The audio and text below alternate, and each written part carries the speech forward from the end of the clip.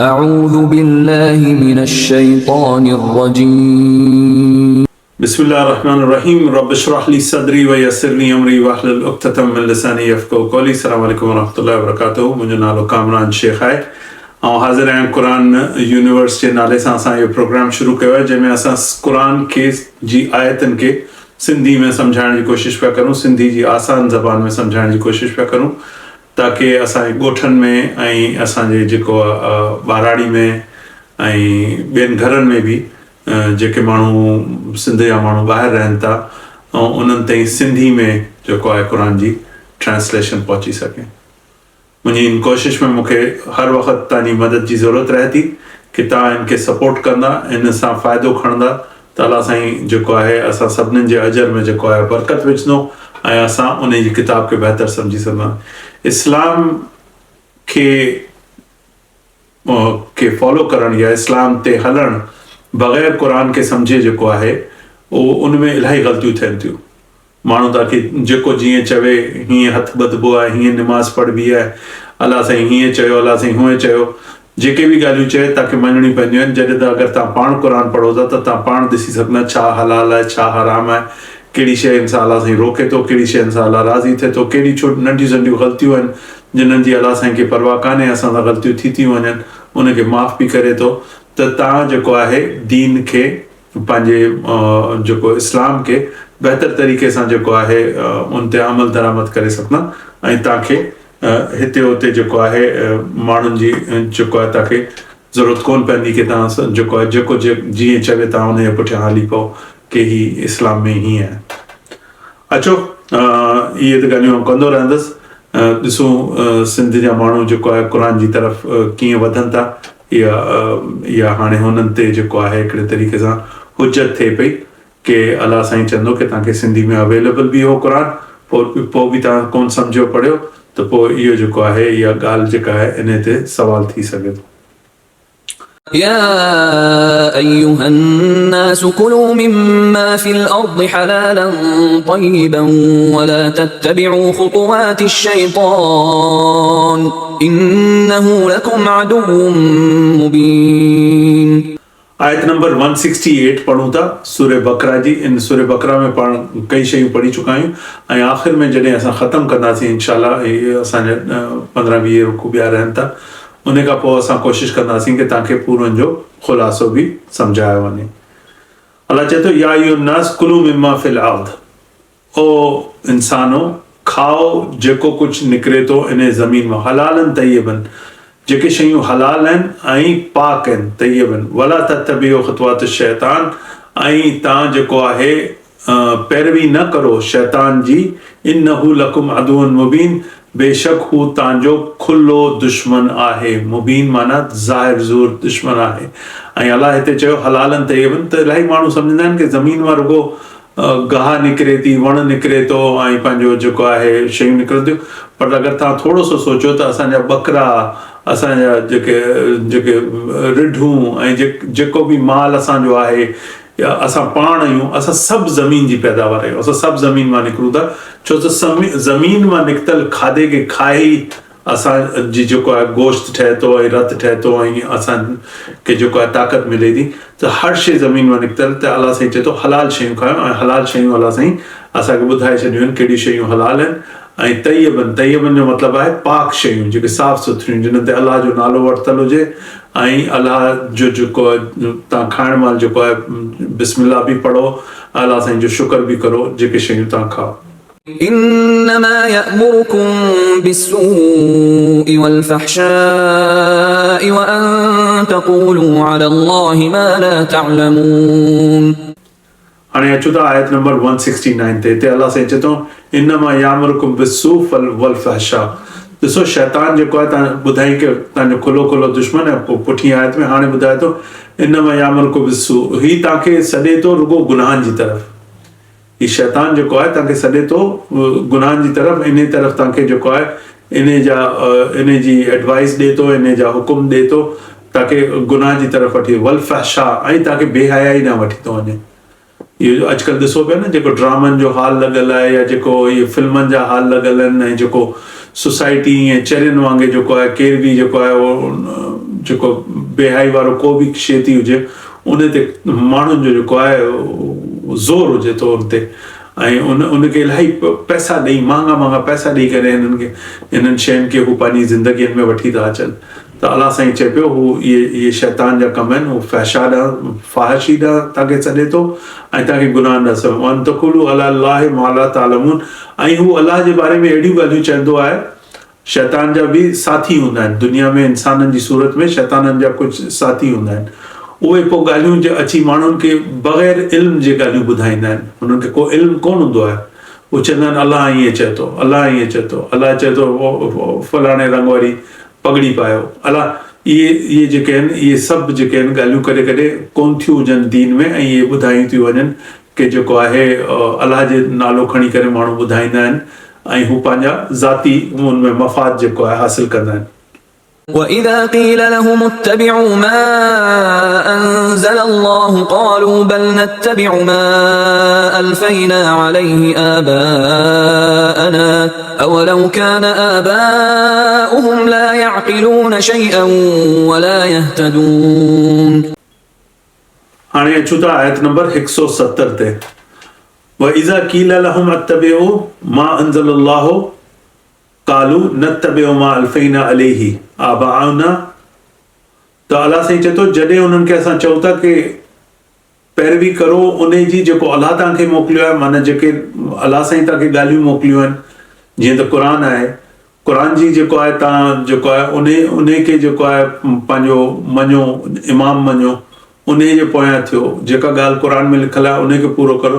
त हू छा जेको शइ अलाह साईं नाज़िल कई आहे त हू छा था चवनि कालू बल हू चवनि न तबियो माल फैना अलैहि आबाना चवनि था असां त उहो उन ॻाल्हि जे पोयां वेंदासीं जेके ॻाल्हियूं असांजा वॾा कंदा हुआ असांजा अबा ॾाॾा जेको कंदा हुआ असां उहो कंदासीं त अलाह साईं चए थो ही माण्हू ईअं था चवनि की असां त पंहिंजे वॾनि जो रस्तो मञंदासीं पोइ अलाह साईं सुवाल पुछे थो उलू काना आबा हू त छा अगरि तव्हांजा आबा जेके तव्हांजा वॾा हुआ तव्हांजा अबा ॾाॾा परॾाॾा अलाह साईं सवाल करे थो आबाउनि ला याकिलून अगरि हुननि खे अक़ल कोन्हे शयूं वला यहतदून ऐं हू हिदायत ते कोन त बि तव्हां हुननि जे पुठियां वेंदा त बि तव्हां हुननि जे अॼु जो ज़मानो तव्हांखे सम्झणु घुरिजे अॼु जे ज़माने में असां रहूं पिया त जेको इल्मु जेको आहे उन जो फैलाव जेको आहे इलाही तेज़ी सां हिकिड़े जाइ ते शैतानी कम जो बि फैलाव तेज़ी सां थिए पियो ऐं लॻे त ईअं थो की आख़िरी वक़्तनि में पिया रहूं इहो जेको आहे दुनिया जेको आहे पंहिंजी पोइ पसार में आहे लेकिन उन वक़्तु जेको आहे तव्हांखे इल्मु जेको आहे आसानी सां अवेलेबल आहे टीवी ते फ़ोननि ते किताबनि में ऐं तव्हांखे वॾे वॾे स्कॉलर्स ऐं वॾे जेके दीन जा जेके आलिम आहिनि उन्हनि जूं ॻाल्हियूं तव्हांखे आसानी सां उन्हनि ताईं रसाई हासिलु आहे त ऐं इहा अॻे ॻाल्हि कोन हुई माण्हू ॻोठनि में वेठा हूंदा या ॿाराड़ी में हूंदा उते को हिकिड़ो मौलवी मस्जिद जो हूंदो उहो जेको चवे माण्हू चवंदा इहा ई सच आहे पर हाणे इहो ज़मानो कोन्हे हाणे तव्हां वटि जेको आहे इल्म जा जेका आहे ख़ज़ाना जेको आहिनि खुला रखिया आहिनि जेको बि वधणु चाहे थो इल्म ॾांहुं उहो वधी सघे थो त अलाह साईं पुछे थो की अगरि तव्हांजा जेके वॾा हुआ जेके गुज़री विया तव्हां चओ था असां हुननि खे मञंदासीं त अगरि हुननि खे अक़ल कोन्हे कंहिं शइ जी ऐं हू हिदायत ते कोन त तव्हां छा तॾहिं बि इहो ई कंदा وَمَثَلُ الَّذِينَ كَفَرُوا كَمَثَلِ الَّذِي يَنْعِقُ بِمَا لَا يَسْمَعُ إِلَّا دُعَاءً وَنِدَاءً صُمٌّ بُكْمٌ عُمْيٌ فَهُمْ لَا يَعْقِلُونَ وَمَثَلُ الَّذِينَ كَفَرُوا كَمَثَلِ الَّذِي अलाह साईं चए थो की उन्हनि माण्हुनि जी जेके कुफर 171 आयत में अलाह चए थो وَمَثَلُ الَّذِينَ كَفَرُوا كَمَثَلِ الَّذِي यनइकु अलाह चए थो हिननि माण्हुनि जी मिसाल ईअं आहे जेके कुफर कनि था की हिननि खे तव्हां आवाज़ूं ॾियो सॼो ला यसमाऊं हिननि खे ॿुधण में नथो अचे जीअं कोन बकरियूं चाढ़ण वारो जेको आवाज़ ओए ओए बकरियुनि खे ईअं गॾु कंदो आहे हाणे बकरियूं त पंहिंजी मस्तु लॻियूं पियूं आहिनि पंहिंजे हिसाब किताब सां न को ॿुधनि पियो हुनजे इशारनि खे ॾिसनि पियो हीअ रड़ियूं पियो करे त इला दुआऊं निदा सुम्मुम बुकमुन उमियुन चए थो अलाह साईं की हीअ त जेको आहे हीअ त ॿोड़ा आहिनि ऐं ही ॻाल्हाइनि कोन था, हिननि खे ॻाल्हाइण बि नथो अचे, उमियुनि ऐं ही अंधा आहिनि। हिन कुफर करण वारनि माण्हुनि जी अलाह साईं ॻाल्हि ॿुधाए थो कि जॾहिं उन्हनि खे साफ़ साफ़ सम्झायो बि वञे थो त बि हुन जा इनकारी हक़ जा इनकारी थियनि था। फ़हुम ला याक़िलून, त अलाह साईं चए थो हिननि खे फ़हम कोन्हे को ऐं हिननि खे अक़ल कोन्हे इन्हनि ॻाल्हियुनि जी। يا أيها الذين آمنوا كلوا من طيبات ما رزقناكم واشكروا لله إن كنتم إياه تعبدون. हाणे अचूं था 172 आयत नंबर 172 या अय्युहल्लज़ीना आमनू कुलू मिन तय्यिबात। वरी सां उहा ॻाल्हि अलाह साईं चए थो ओ ईमान रखण वारा माण्हू खाओ, कुलू माना खाओ, मिन तय्यिबात उन्हनि पाक शयुनि मां रज़क़नाकुम जेको तव्हांजे लाइ अलाह साईं रिस्क मोकिलियो आहे। इहो रिस्क मोकिलियल अलाह जो आहे, बारिश मोकिलियल अलाह जी आहे, ज़मीन मां जेको सावक निकिरे थी या जेके बि शयूं निकिरनि थियूं इहे अलाह जे हुकुम सां निकिरनि थियूं। मां रज़क़नाकुम जेको कुझु तव्हांजे लाइ रिस्क मोकिलियो, वशकुरू ऐं शुक्र करो अलाह साईं जो, वशकुरू लिल्लाही।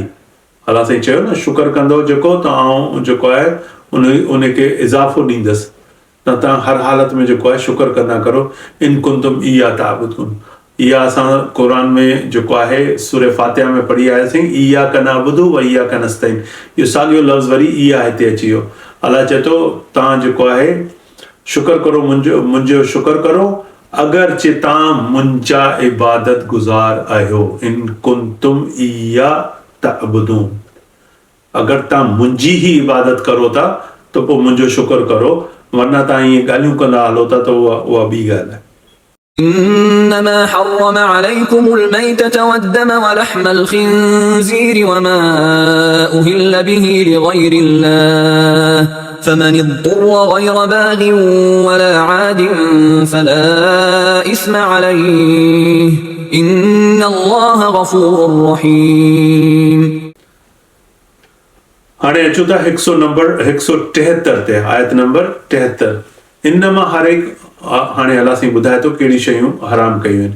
इनमा हरम अलैकुम अलमैतत वद्दम वलहमल खंज़ीर। अलाह चए थो असां ताते हराम कयो आहे, तव्हांजे लाइ तव्हांखे मना कयो आहे मैतत मोल शइ जो गोश्त खाइणु। माना का जानवर आहे उहो मुंहुं पियो आहे रस्ते ते, का गाॾी लॻी मरी वियो त तव्हां उनजो गोश्त खाइणु जेको आहे ताते हलाल कोन्हे को। मैतत वद्दम ऐं तव्हांखे रत खाइण जी बि जेको आहे इजाज़त कोन्हे। वलहमल खंज़ीर ऐं खंज़ीर जो गोश्त बि खाइण जी तव्हांखे इजाज़त। खंज़ीर इहो जेको पाण मिरू चवंदा आहियूं या अंग्रेज़ी में पिग्स चवंदा आहिनि, त लहमुल खंज़ीर इहे शयूं तव्हां नथा तव्हांखे खाइण जेको आहे अलाह साईं तव्हांखे मना थो करे हिन।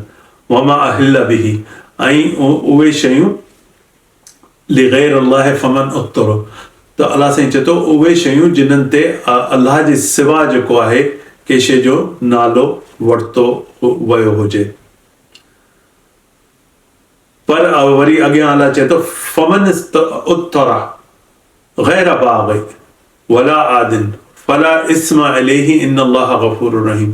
अलाह चए थो पर अगरि तव्हां ते का अहिड़ी मुश्किल अची वई आहे ऐं तव्हांजी मर्ज़ी इहा कोन्हे कि अलाह साईं जे हुकम जे ख़िलाफ़ वञो या उनजी बग़ावत करो, इहो तव्हांजे दिलि में नियत कोन्हे ऐं तव्हां हुनजी नाफ़रमानी बि नथा, वला आदिन तव्हां हुनजी नाफ़रमानी बि नथा करनि, फला इस्मा न को तव्हांजी गुनाह करण जी का नियत आहे, पर तव्हां जेको आहे अहिड़ी सिचुएशन में पइजी विया आहियो त फला इस्मा अलैहि, त अलाह चए थो पोइ तव्हां ते को गुनाह कोन्हे को। हा सॉरी, इहो फला इस्मा अलैहि, त अलाह चए थो अगरि तव्हां जेको आहे इन नियत सां कोन पिया करो कि अलाह जो हुकुम आहे असां उनजी ख़िलाफ़ वर्ती, पर तव्हां मजबूरी में पइजी विया, सफ़ा बुख में मरो पिया, कि जंगल में आहियो, का गाॾी कान्हे, का मोटर कोन्हे, को बचण जो रस्तो कोन्हे, हाणे हुते तव्हां ते का मजबूरी पइजी वई आहे त पोइ अलाह चए थो पोइ तव्हां ते को गुनाह कोन्हे, तव्हां हराम शइ बि खाए सघो था, हराम शइ बि खाए सघो था अगरि तव्हांखे जान जा लाला पइजी विया आहिनि। ईअं माण्हू जंगल में वेंदा हुआ त अहिड़ी सिचुएशन्स ईंदियूं हुयूं। इन अल्लाह गफूर रहीम, बेशक अल्लाह जेको आहे वॾो गफूर आहे, मग़फ़रत करण वारो, तव्हांजे गुनाहनि जो ढकण वारो आहे, लिकाइण वारो आहे ऐं हू वॾो रहम करण वारो रब आहे। إن الذين يكتمون ما أنزل الله من الكتاب ويشترون به ثمنا قليلا أولئك ما يأكلون في بطونهم إلا النار ولا يكلمهم الله يوم القيامة ولا يزكيهم ولهم عذاب أليم. हाणे अचूं था आयत नंबर 174. इन्नल लज़ीना यक्तुमूना मा अंज़लल्लाहु मिनल किताब.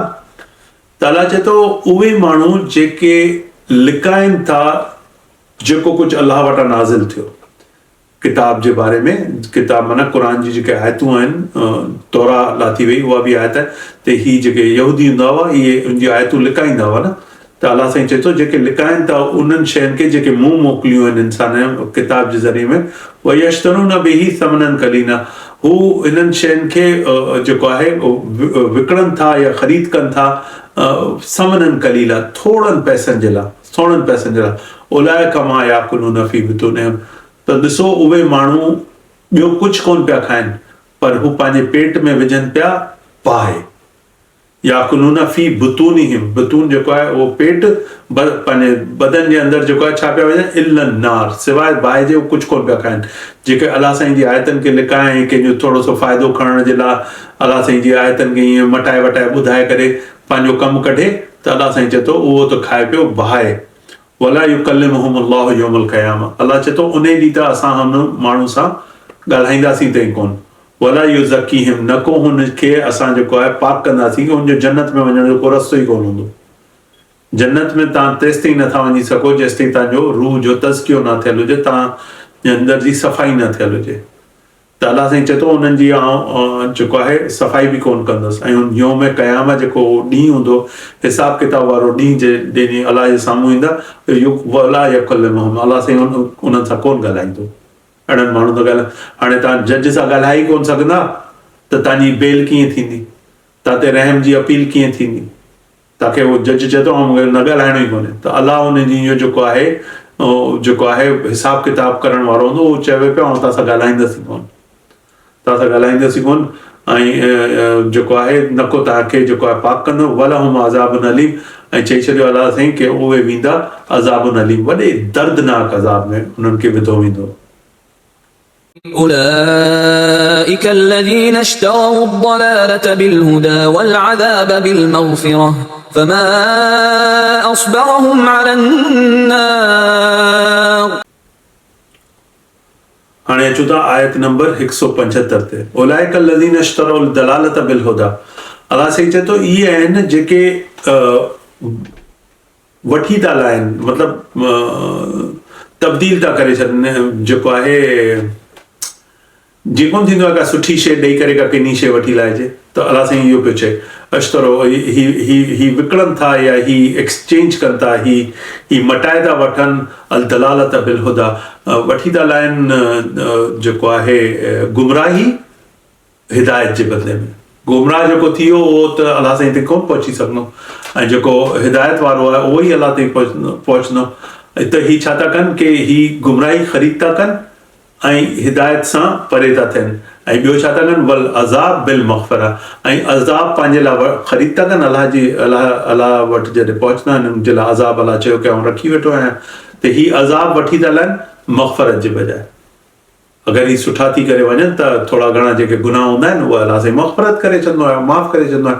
पर इहे माण्हू उहे आहिनि जिन्हनि खे अज़ाब जो जेको आहे बसि शौक़ु चढ़ी वियो आहे कि असांखे अज़ाब आज़माइणो ई आज़माइणो आहे. त अलाह साईं चए थो वल अज़ाब बिल मग़फ़िरा फमा असबरहुम अलन नार. त अलाह साईं चए थो ही ॾिसो कहिड़ो हिननि खे शौक़ु चढ़ियल आहे बाहि में वञण जो. इंसाननि खे कहिड़ा कहिड़ा सब्र करे वेठा आहिनि, कहिड़ो कोशिशूं हणी वेठा आहिनि कि हिननि खे कंहिं तरीक़े सां जेको आहे जहन्नम में पहुचायो वञे. अलाह साईं असांखे हिननि शयुनि सां महफ़ूज़ रखे. ऐं इहे ॻाल्हियूं असांखे क़ुर जेको जे तरीक़े सां सम्झाए थो, दुनिया जो को आलिम असांखे ईअं सम्झाए नथो सघे. इहे सभु क़ुर जूं ॻाल्हियूं आहिनि. त क़ुर खोले करे तव्हां इन सां गॾु गॾु पढ़ंदा हलंदा त तव्हांजो दिमाग़ ऐं दिलि जेको आहे वधीक खुलंदो. ذلك بأن الله نزل الكتاب بالحق وإن الذين اختلفوا في الكتاب لفي شقاق بعيد. हाणे आयत नंबर 176 में अलाह चए थो ज़ालिक बिअन्न अल्लाह नज़ल अल किताब. अलाह चए थो मूं इन करे त तव्हांखे किताब मोकिली बिल हक़, सचाई तव्हांखे इन करे त मोकिली कि तव्हां हिन खे ॾिसी वठो ऐं पोइ बि अगरि तव्हां हिन जे मुताबिक़ सां कोन हलंदा त पोइ त तव्हां कमाई करे वरिती किनी वारी, तव्हां त पोइ त पंहिंजे लाइ दोज़ख कमाए वरिती। त अलाह चए थो ज़ालिक बिअन्न अल्लाह, इन करे जेको आहे अलाह साईं जेको आहे किताब लाथी सच वारी कि असां सुठे किने खे सम्झी सघूं, असां सम्झूं कि हिदायत छा थो हुजे। हिन सां पहिरीं वारी आयत में 175 में असां पढ़ियोसीं कि अलाह साईं जेको आहे अहिड़ा माण्हू आहिनि जेके वञी करे ख़रीद करनि था, हिदायत खे ॾेई करे ख़रीद कोन था कनि, मटाइनि था, हिदायत खे ॾेई करे गुमराही खे वठी था लाहिनि ऐं मग़फ़रत अलाह साईं जी जेको आहे उनखे छॾे ऐं भॼनि था अज़ाब जी तरफ़। त अलाह साईं चए थो इहो जेको आहे इन्हनि माण्हुनि जे लाइ किताब लाथी वई, हाणे इहे जेके हरकतूं कनि था हिन जा ही पाण ज़िम्मेदार आहिनि। ज़ालिक बिअन्न अल्लाह नज़्ज़ल अल किताब, अलाह साईं इन करे जेको आहे इहा किताब मोकिली बिल हक़, सच सां गॾु।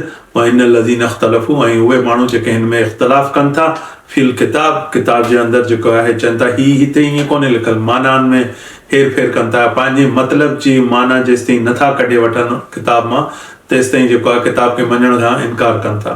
पर अगरि मानाउनि में फेर फार करे करे पंहिंजी ग़लति ॻाल्हि खे सही साबित करण जे लाइ उहो किताब में बि जेको आहे शक विझी था थियनि। त अलाह चए थो लफ़ी शकाकुम बईद, त इहे माण्हू जेके आहिनि इलाही किने शक में पइजी विया आहिनि, इलाही किने वहम में पइजी विया आहिनि, बईद इलाही परे निकिरी विया आहिनि ही पंहिंजी बुराइयुनि में। बईद माना इलाही बुराइयुनि में पंहिंजे इलाही परे निकिरी विया आहिनि। हिते असांजो रुकू ख़तमु थियो, 21 रुकू ख़तमु थियो। हाणे 22 रुकू असां नेक्स्ट वीडियो में कंदासीं ऐं अलाह साईं सां दुआ करूं था कि अलाह साईं खे असांखे हिदायत जे रस्ते ते रखे ऐं पंहिंजे जेको आहे रहम करम जे हेठि रखे ऐं असांखे बचाए बुराइयुनि सां ऐं असांखे उन्हनि मां करे जेके सम्झ वारा आहिनि। बिस्मिल्लाह रहमान रहीम। वला असर इन्नल इंसान लफ़ी ख़ुस्र इल्ला लज़ीना आमनू व अमिलुस सालिहात व तवासौ बिल हक़ व तवासौ बिस सब्र। जज़ाकुमुल्लाह खैर। बारकल्लाहु फीक।